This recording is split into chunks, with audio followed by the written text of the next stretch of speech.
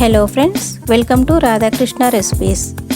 Friends, ఇవాళ recipe Indonesian స్టైల్లో తీయగా కారంగా పుల్లగా ఉండే స్పైసీ క్రిస్పీ పొటాటో స్టిక్స్ని ఎలా చేయాలో ఈరోజు రెసిపీలో చూద్దాము.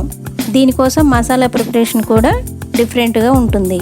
ఇంక లేట్ చేయకుండా వీడియో స్టార్ట్ చేద్దాము. ఈ రెసిపీ కోసం నేను 1 kg పొటాటోస్ని యూజ్ చేస్తున్నాను. పొటాటోస్ కొంచెం పెద్ద సైజు అయితే ఈ రెసిపీకి చాలా బాగుంటాయి. ముందుగా బంగాళదుంప పొట్టుని తీసుకోవాలి. ఇలా తీసుకున్న తర్వాత ఒక బౌల్లో వాటర్ తీసుకొని 1 స్పూను సాల్ట్ వేసుకోవాలి.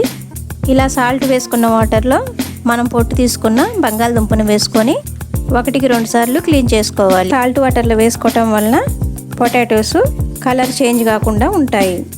ముందుగా బంగాళదుంపని ఇలా అడ్డంగా పొటాటో చిప్స్లా కట్ చేసుకోవాలి. ఇలా చిప్స్లా కట్ చేసుకున్న తర్వాత వాటిని మళ్ళీ పొడవుగా స్టిక్స్లా కట్ చేసుకోవాలి.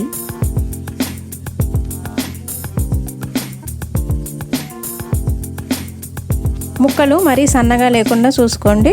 ఆయిల్లో వేసి ఫ్రై చేసేటప్పుడు త్వరగా వంగిపోతాయి.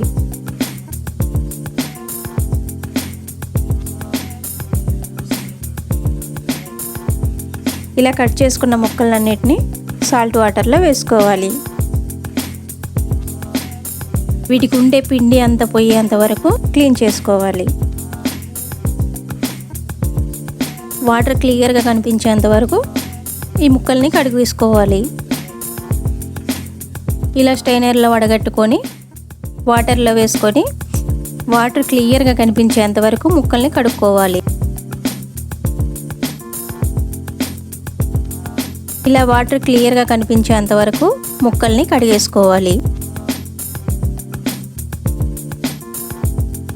ఇలా కడిగిన తర్వాత వీటిని మళ్ళీ స్టైనర్లో వేసుకొని ఒక 1 అవర్ పక్కన పెట్టేసుకోవాలి. ఇలా చేసుకున్నామంటే ముక్కలకి వాటర్ లేకుండా ఉంటాయి. లేదంటే పొడి క్లాత్లో వేసుకొని కూడా ఆరబెట్టుకోవచ్చు. మనం సాల్ట్ వాటర్లో వేసినాం కనుక ముక్కలు కూడా నల్లబడవు. ఇప్పుడు డీప్ ఫ్రైకి ఆయిల్ని వేడి చేసుకోవాలి. ఇలా ఆయిల్ వేడెక్కిన తర్వాత మనం రెడీగా ఉంచుకున్న పొటాటో స్టిక్స్ని ఆయిల్లో వేసి ఫ్రై చేసుకోవాలి. ఇలా ఆయిల్లో వేసిన తర్వాత ఒకసారి కలిపేయాలి. వీటిని మీడియం ఫ్లేమ్లో మాత్రమే ఫ్రై చేసుకోవాలి. అప్పుడే క్రిస్పీగా వస్తాయి. నేను ముందు సగం తీసుకొని ఆయిల్లో వేసుకొని ఫ్రై చేస్తున్నాను. మిగతా సగం నెక్స్ట్ ఫ్రై చేస్తాను. ఇలా సగం ఫ్రై అయిన తర్వాత లో ఫ్లేమ్లో పెట్టుకొని ఫ్రై చేసుకున్నామంటే పొటాటో స్టిక్స్ క్రిస్పీగా వస్తాయి. మధ్యలో ఇలా కలుపుతూ ఉండాలి. ఇలా కలుపుకోవటం వలన పొటాటోస్ అన్నీ సమానంగా కుక్ అవుతాయి.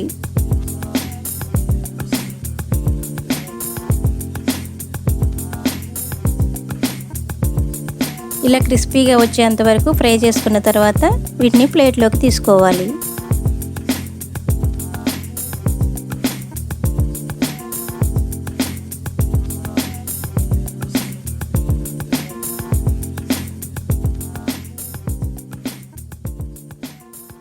చూడండి ఎంత క్రిస్పీగా ఉన్నాయో.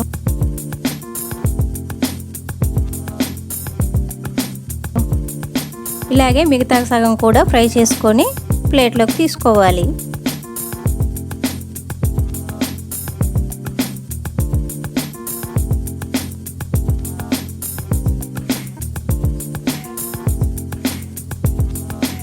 తర్వాత అదే వేడి నూనెలో ఇలా 1/2 కప్పు పల్లీలను వేసుకొని ఫ్రై చేసుకొని ప్లేట్లోకి తీసుకోవాలి.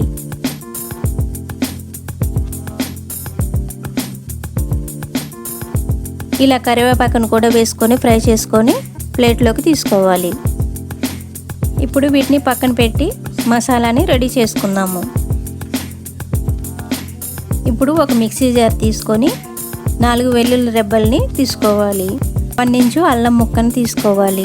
తర్వాత 1 ఇంచు పచ్చి పసుపు కొమ్మును తీసుకుంటున్నాను. లేదంటే పసుపునైనా వేసుకోవచ్చు. ఉసిరికాయ సైజ్ అంతా చింతపండును వేసుకోవాలి. మీకు స్పైసీగా కావాలనుకుంటే చింతపండు అవసరం లేదు. 1 స్పూను జీలకర్రని వేసుకోవాలి. 1 స్పూను ధనియాల పొడిని వేస్తున్నాను. మీరు తీయగా కావాలనుకుంటే బెల్లంని వేసుకోవచ్చు. 1 స్పూను కారం వేసుకోవాలి. ఉప్పు రుచికి సరిపడినంత వేసుకోవాలి. 1 అర స్పూను మిరియాలని వేసుకోవాలి. 1 ఉల్లిపాయని ఇలా ముక్కలుగా కట్ చేసుకొని వేసుకుంటున్నాను. ఇప్పుడు వీటిని మెత్తగా మిక్సీ పట్టుకోవాలి. ఇలా మెత్తగా ఉండాలి. ఇప్పుడు కడాయిలో 1 టేబుల్ స్పూన్ ఆయిల్ వేసుకొని వేడి చేసుకోవాలి. దీనిలో మనం మిక్సీ పట్టుకున్న మసాలాని వేసుకొని ఫ్రై చేసుకోవాలి.